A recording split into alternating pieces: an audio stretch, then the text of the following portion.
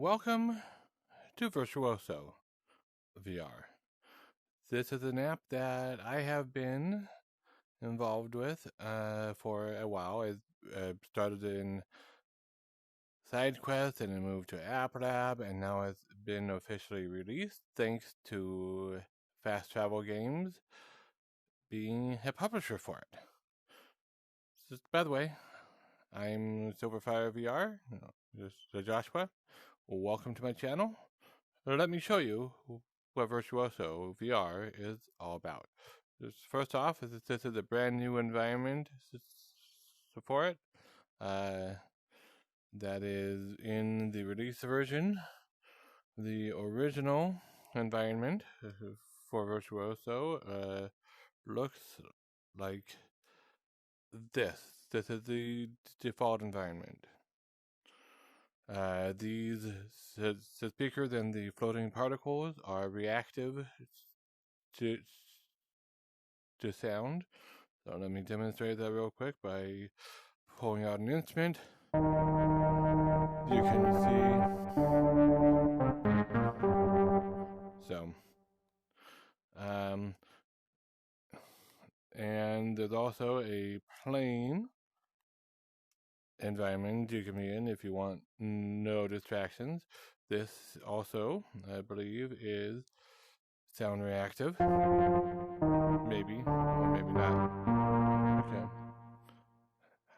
I haven't played around with all the environments yet, just a couple. And we have a pass-through environment, which you will see this as just black, but I see my actual room around me here. So, I'm going to put it back on the forest one because I kind of like that one. And it's new. So, alright, so now, first things first, when you first start up the Virtuoso, there'll be a tutorial or start creating. I highly recommend going through the tutorial first. It's a very well done tutorial, and it walks you through the very basics: how to pull out an instrument, as you saw me do just now, how to start playing on it, and all that good stuff. And it also introduces you to the song library, which is where you can save your songs.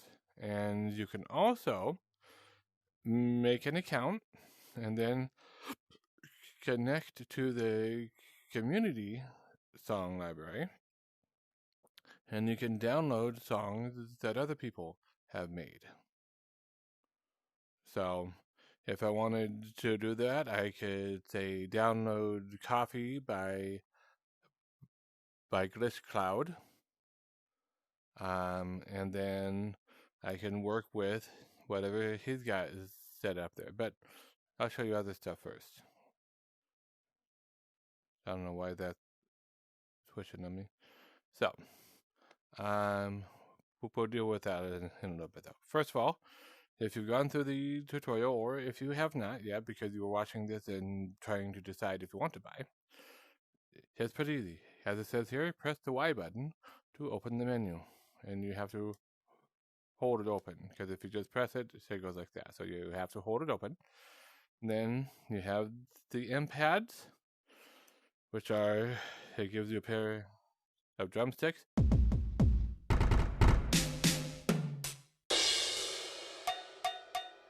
And you can choose different sounds. You can either go through one by one like that, which gives you a little preview of the sound, or you can click directly on there and you have a spinning wheel, which also gives you a little preview. It's a little cooler way of doing it. You can pull each of these out. You can have them side by side. You can even stack them underneath each other, so you have a composite sound that is unique. like say,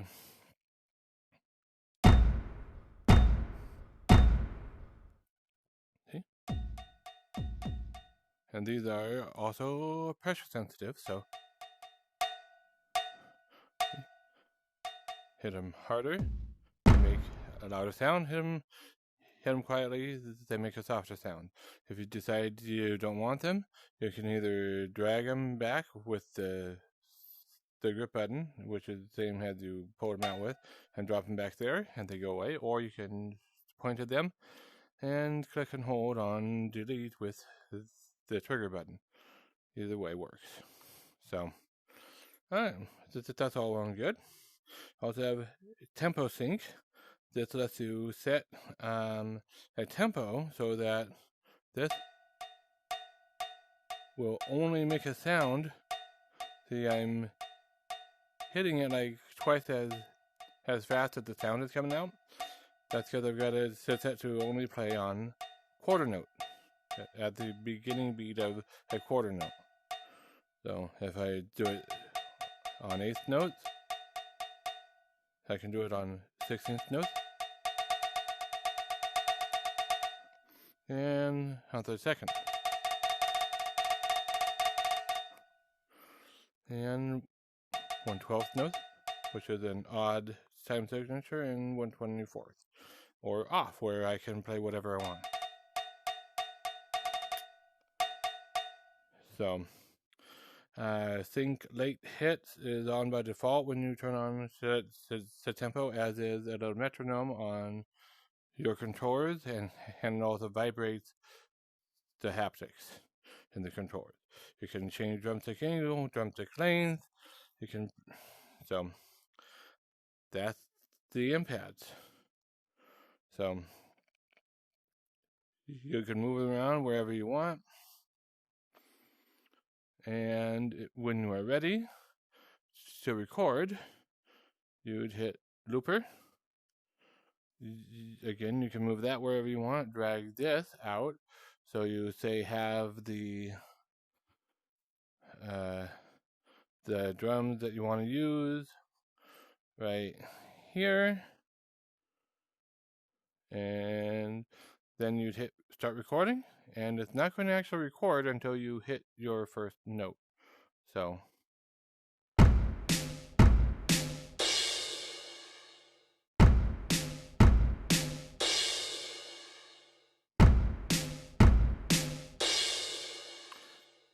now the recording is right here. I can adjust the volume. I can start and stop it. I can rename it with a keyboard that lets you type on like that, or you can use your laser. So right now I'm not going to rename it. And if you hover your pointer at it, click on the gear icon. This lets you change when it starts playing, when it stops, if it fades in, if it fades out. If it's a one shot, the one shot means it only plays once. So by default, as you can tell, it loops. If I turn on one shot, it stops until I hit play it again. And then it stops again. So that's one shot. Also, when I'm ready to do the actual performance, I can pull out all my instruments or all my loops like this, have it in the air, and I can play it. And then I can, I believe, drop it back in like that, just like with the impads themselves. Now, you're also going to want to add a group for easy arrangements. So if I click add group here and say name this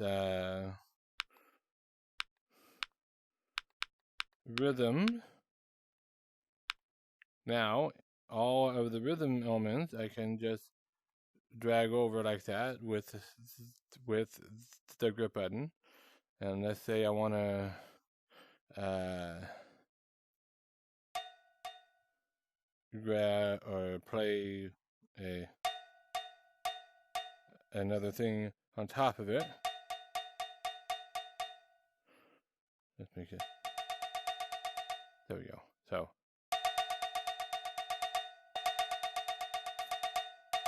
Okay.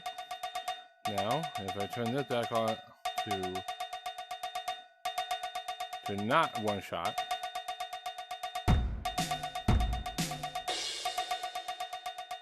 I can drag this over here. Now I can pull either of those out individually, or I can pull them all out as a section, and that'll start to both of them playing at the same time. Whoops! I accidentally hit that one when I didn't mean to. So. Okay.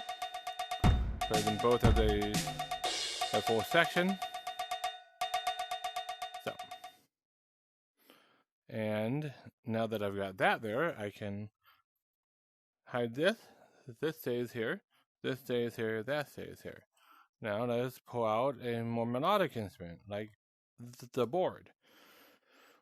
With the board, you can play with trigger, grip, or the A button.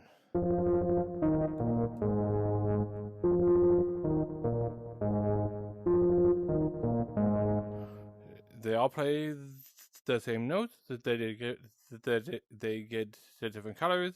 You can't hold and then drag like that. It stays on the note that you are triggered on. If you tilt your controller, it affects the volume. So why you have 3 different buttons is, let's say you want to do this.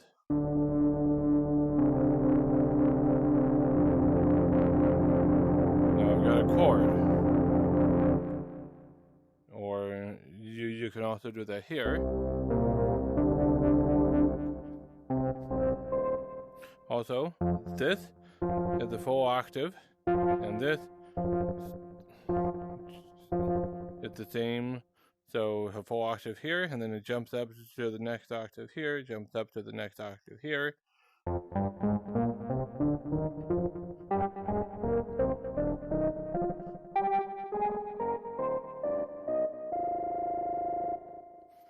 And you have a whole bunch have different instruments here, like chewy bass, lo-fi, nature's best,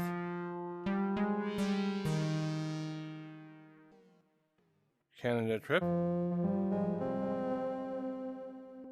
and one of my favorites, Wampet.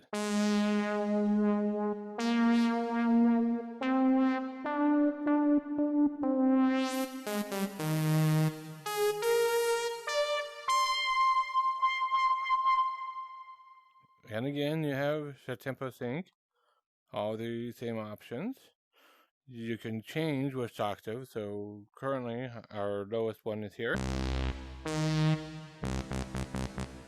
If I jump up an octave, that becomes what this one was.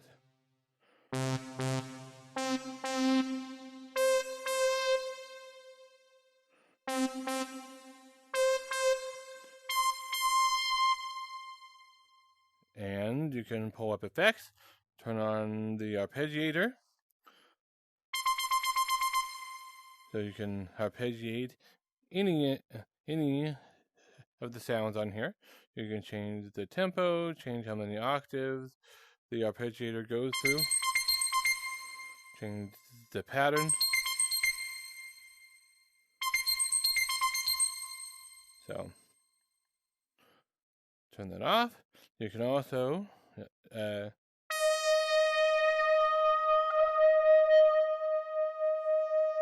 around with feedback. It doesn't always have the most noticeable effect, but it does have an effect. and you can play around with the echo.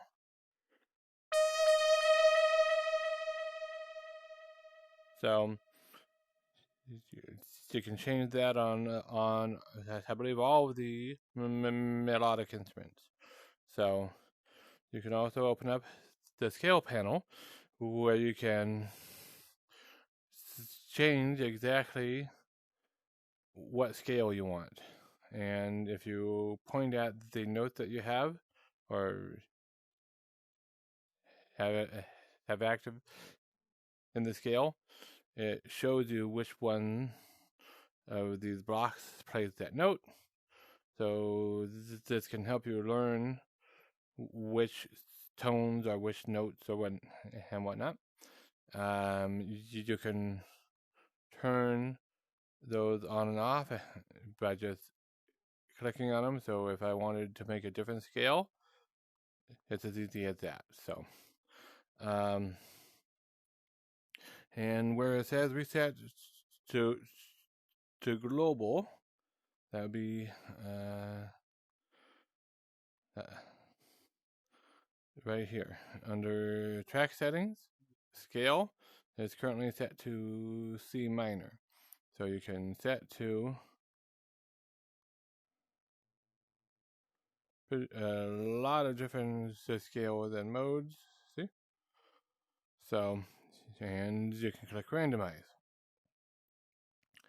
That's important because if you have a fully chromatic instrument with all of the notes, it's harder to make a song that sounds good unless you actually know music theory. Here, you don't have to know music theory quite as well because all of these notes work together because they are in a particular scale unless you go and you change it here. So this is called a diatonic instrument where you only have the notes of the particular scale you are working with. So that is useful for music creation because it makes it easier. You don't have to remember music theory like, oh, no, I can't play a sharp there because that'll be too dissonant. So let's do away with the board. Let's show the organ, which is another fun one. Now this one, you can hold down the button and move it along. However, on this one, it's a little bit different. This button only controls the vertical axis. So that's all the same note. It doesn't matter which where I am vertically. It's all the same note. This one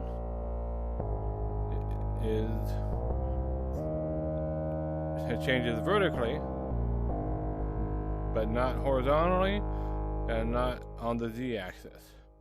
Now the last one, the grip button,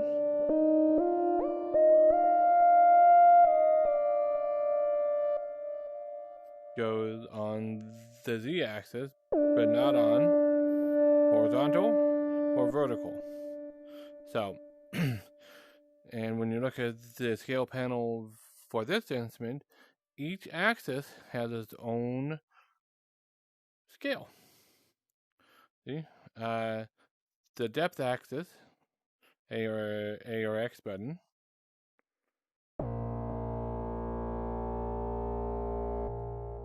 only has 3 notes in that chord. Or only 3 notes in the scale, I mean. The vertical axis, which is the grip button. Yeah. The color coding seems to be off on this because this is showing that, but yeah.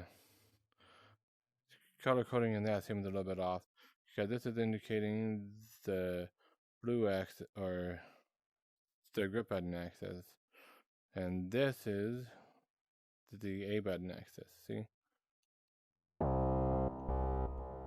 So this is a little bit wrong here. I'll have to point that out to the developers. And then this one is the horizontal axis, which is the trigger button. So, and once again, you can change any of these at any time that you want. You can turn on effects, arpeggiator, feedback, echo, tempo sync, change between instruments, do the pitch changing, etc. And you have the W harp, which uses no buttons. It's just touching it with this little dot on the end of your controller. Again, a scale panel, the effects, and the tempo sync, and changing which instrument. Cluster. This is the sound that you hear at in the opening sequence.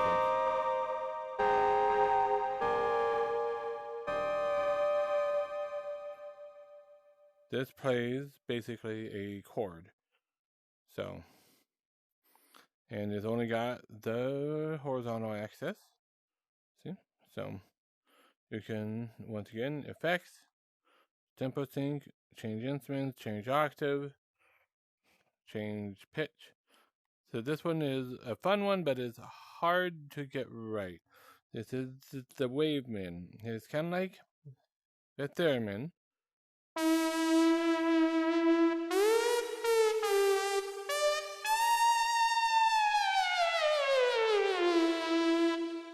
Every note in between. So,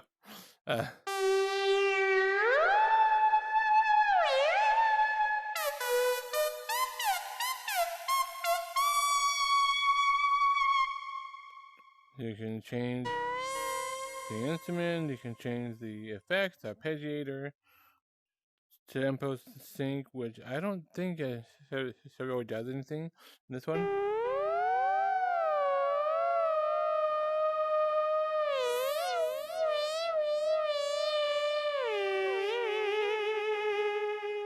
So, but that's a fun instrument to play around with as well. It's a little bit challenging.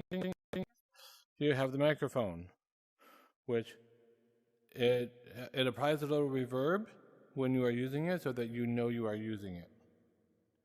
So, and you can adjust the reverb, you can adjust the volume.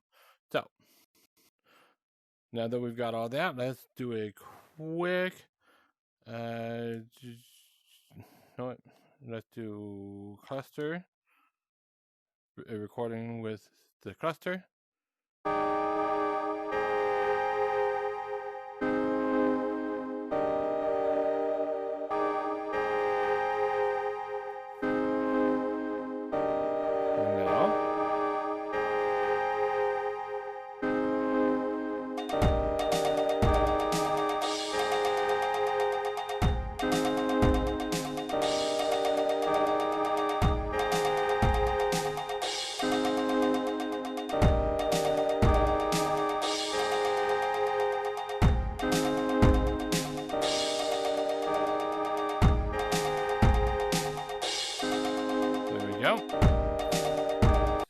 Stop all. Now, let's say I wanted to add a little voice into there.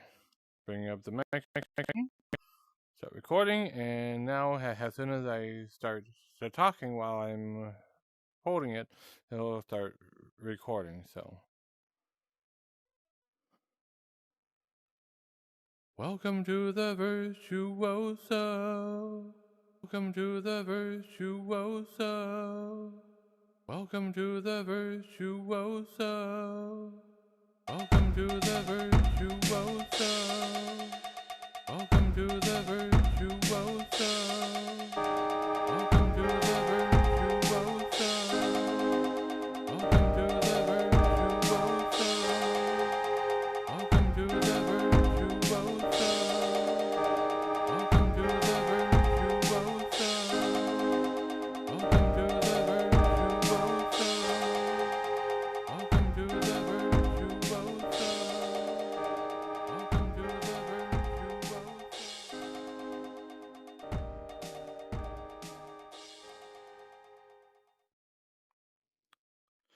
And that's how you can do all of that. And one last thing, if you want to record, obviously you can record as I am, or you can pull this up, which is the tape recorder. This actually mixes your performance down into a WAV file. On the Quest, it will save as an MP4 file, because evidently the Quest cannot play WAV files, so it has to have an MP4 extension for it to play natively on the Quest. When you transfer it to your computer, all you got to do is change the extension to .wav, WAV, and it will play. So how you do this? First of all, let's pull everything else out here. There we go. Move that back over there so I don't hit it by accident. Now, I do this.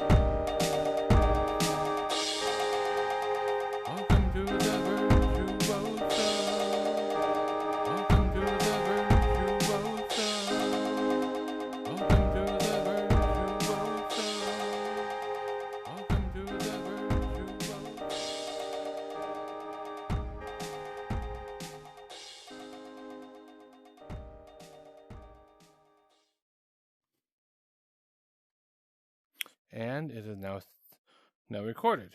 And then I can click save, and it's saved to my downloads folder. Now I can extract it onto my computer, do whatever I want with it in whatever audio editor. I can upload it to SoundCloud. I can, if I'm wanting to make a commercial thing out of it, I can upload it to Amazon Music and sell it. I can, wherever you can upload music to, you can upload it. And now, if I save what I made here, like I go to my songs, I click save, and give it a title of, say, Welcome to Virtuoso. No. Demo song for my channel. I can input tags, I can save it to the cloud, I can share with the community like I showed you there, and then I can click save as. Now it's saved, I can easily access it again. And when you access a song, let's say I want to load this one. It's got to download it.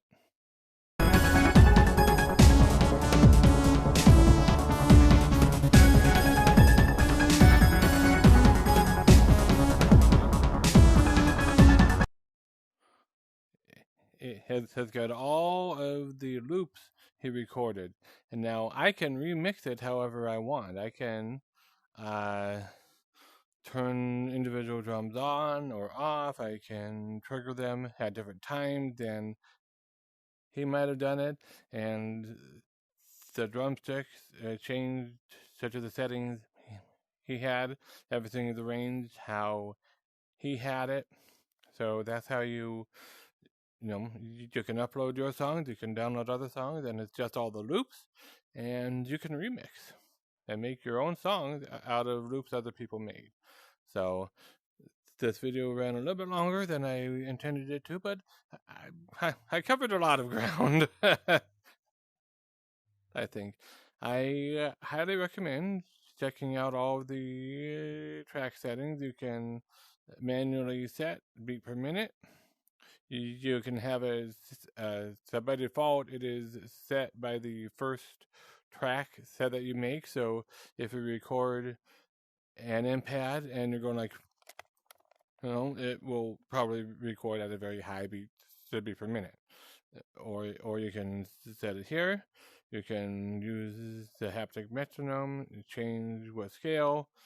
You can also, if you have a digital audio workstation on your computer, a DAW, you can download a MIDI companion app at this website here and hook this up so that it saves this as the MIDI file, so you can then edit it, play around with it, add even more effects and whatnot on your computer instead of having it mixed down to a WAV file.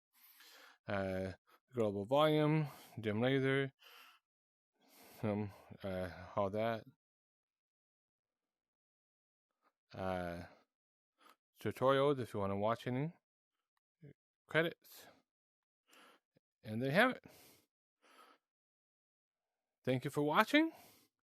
Have a wonderful day. I am looking forward to see what you make with Virtuoso.